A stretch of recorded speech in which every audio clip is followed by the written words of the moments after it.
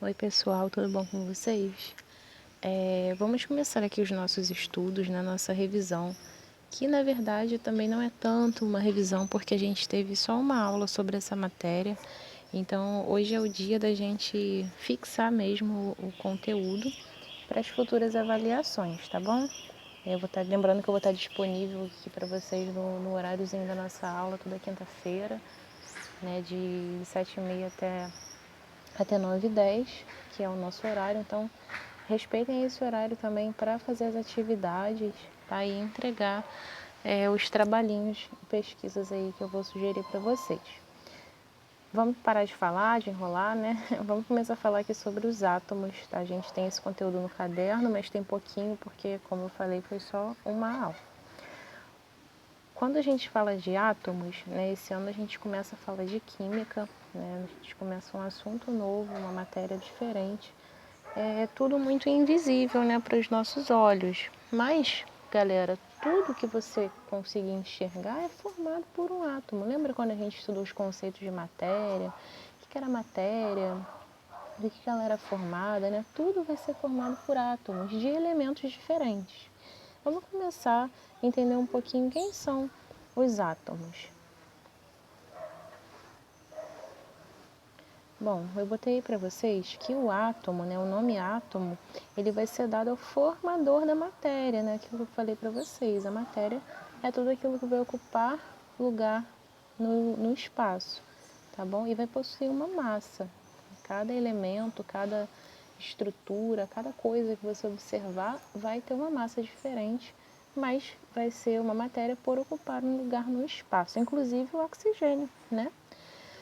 Na formação do átomo, está dentro do átomo, que é essa imagem que vocês podem observar aqui no cantinho embaixo, você vai ver que tem umas bolinhas cinzas, né? E no meio tem umas bolinhas vermelhas e azuis.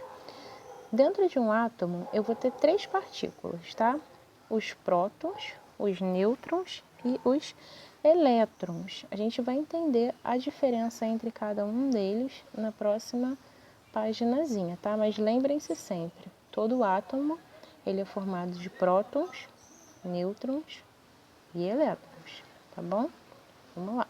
Vamos continuar, vamos para a próxima página do nosso slide, que vai falar sobre essa estrutura, tá bom? Eu até botei uma setinha ali para vocês para explicar. Vocês lembram que na outra imagem e nessa também vai ser a mesma coisa, só que as cores estão diferentes ali no centro, no meio, no núcleo, ó, o nome já tá dando a dica. Eu tenho as bolinhas verdes e umas bolinhas vermelhas, ok? As bolinhas vermelhas nessa imagem, dentro do núcleo, vão representar os prótons, certo? E as verdes vão representar os nêutrons. Se você olhar bem, vai ver que dentro do próton tem um sinalzinho de positivo, ou seja, a gente já está descobrindo a carga desse próton. Todo próton que vai ser representado pela letra P, ele é positivo, tá bom? E o nêutron, o nome também já é bem explicativo, né? O nêutron, ele é neutro, ele não tem carga, ok? E o que são essas bolinhas aí, professora, em volta do núcleo, né? São os elétrons, tá? Os elétrons, eles são opostos aos prótons, ou seja, eles são negativos e vão ser representados pela letrinha E. Vamos prosseguir, ó, botei a setinha apresentando para vocês essa estrutura do átomo.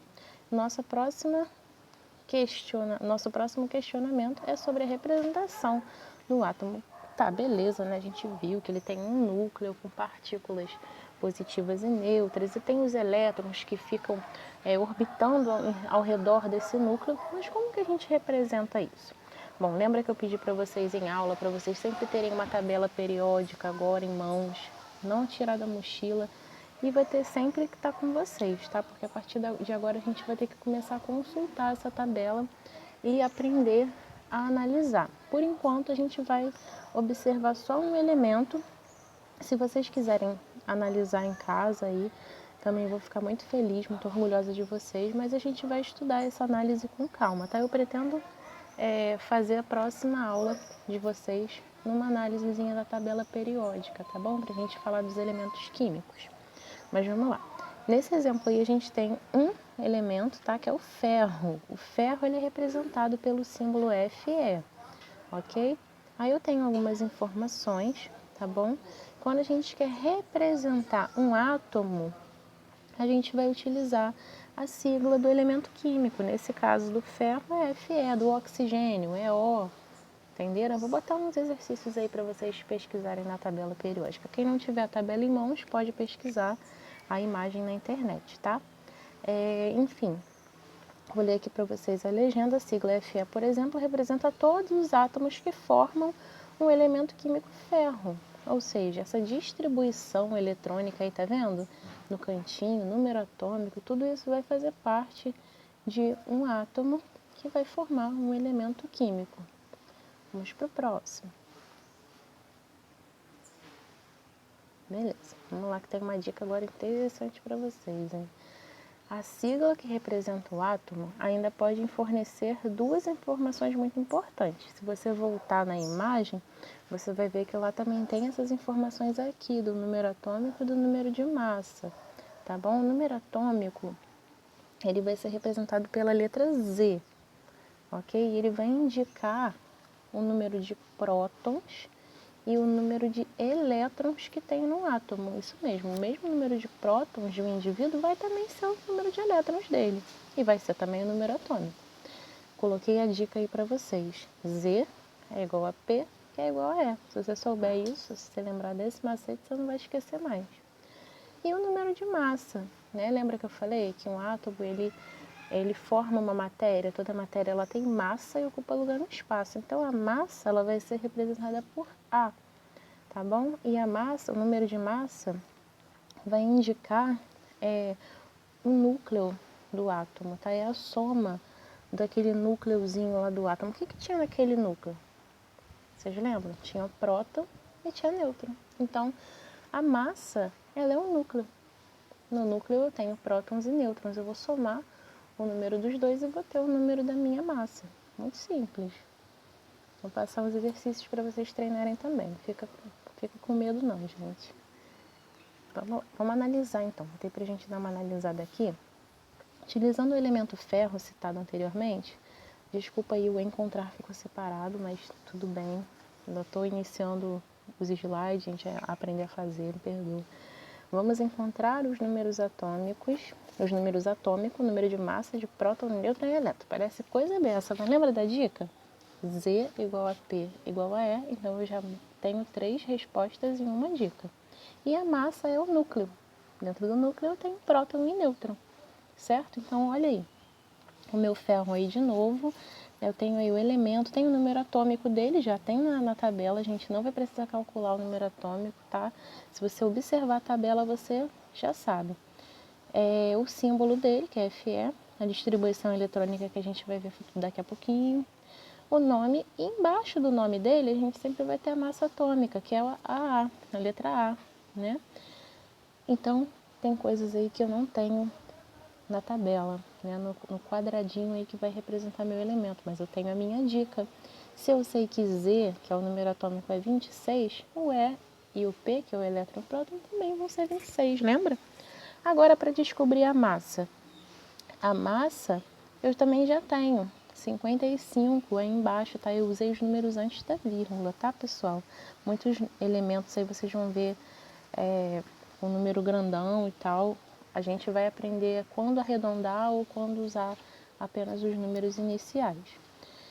Então, se eu sei que a massa é o próton mais nêutron, eu vou usar a mesma técnica que eu uso para matemática, né? Joga para um lado, joga para o outro, mas também a única informação, né, pessoal, que não tem na tabela periódica aqui para a gente saber é o nêutron. Então, eu tenho a minha outra fórmula, que é nêutron, é a massa menos o próton. Se a minha massa é 55, que já está ali, ó, me informando na tabela periódica, no quadradinho do ferro, e o meu próton é 26, eu só vou subtrair e vou ter meu resultado, que é 29. Não é difícil, mas tem que prestar bastante atenção para não errar na hora da análise e na hora do cálculo.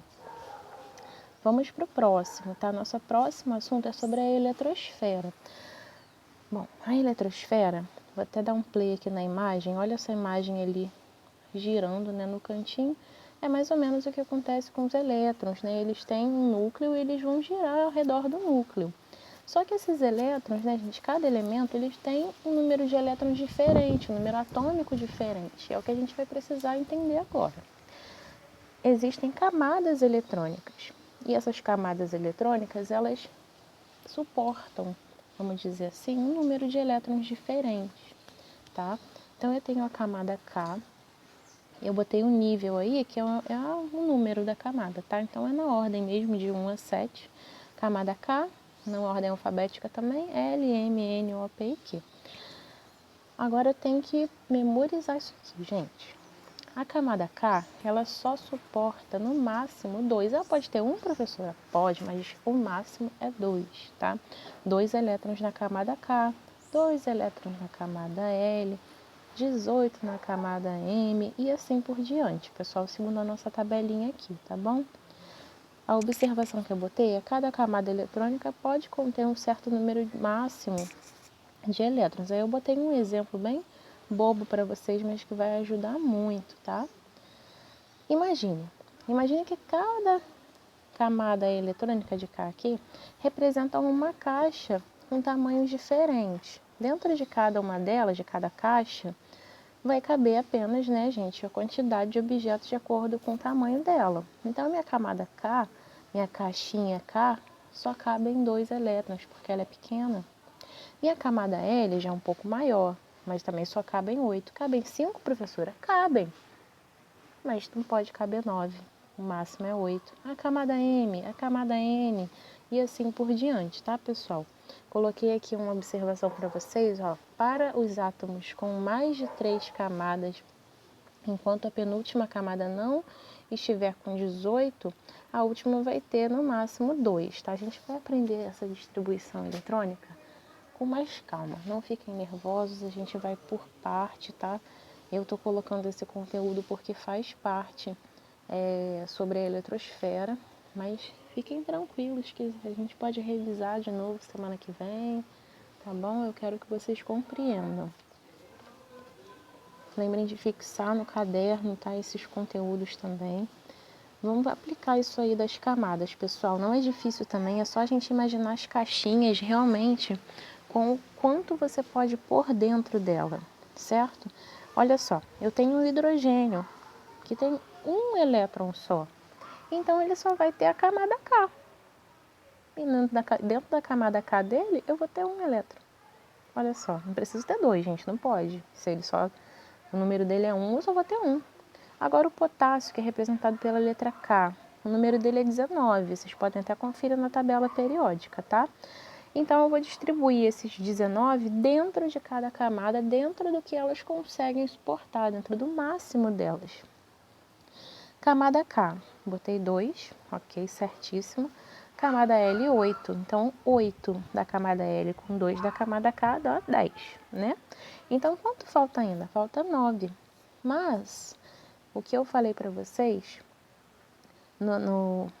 na página anterior, eu vou até voltar aqui um pouquinho, ó, lá no cantinho, para os átomos com mais de 3 camadas, que é o caso do nosso potássio que a gente está fazendo, enquanto a penúltima camada, no caso, não estiver com 18 elétrons, a última vai ter no máximo 2, tá? Então, pessoal, eu vou prosseguir aqui nosso slide para terminar de explicar. Nesse caso do potássio, eu não posso colocar 18 na camada M, né? Também porque ia passar, gente, do meu limite. Então, eu tenho que diminuir ele, tá? Tenho que botar ele com 8 e completar com o faltante.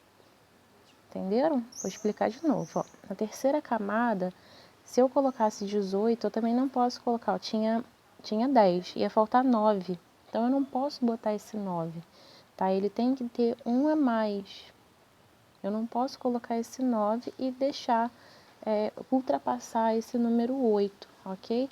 Então, na camada N, eu coloquei 1 para completar 19. Em relação ao berílio, que é número 4, ficou muito simples também. A camada K, 2, camada L, 2. Somei 4 certinho. Eu vou passar exercício para vocês treinarem. Depois eu vou tentar fazer na mão, tá? Esse exemplo das últimas camadas, que não pode ter 18, para vocês entenderem melhor, eu fazendo no caderno, ok? Hoje é só para vocês entrarem no assunto, entrarem no ritmo, para a gente continuar, tá? Eu botei aí um treino, né? Vamos treinar, fazer as atividades que eu vou propor. Eu sei que vocês são super dedicados. E esse conteúdo, pessoal, tem que treinar bastante para poder fixar bem, tá bom? Então, um abraço, espero que tudo esteja esclarecido. Caso não, podem perguntar à vontade, tá bem? Até a próxima.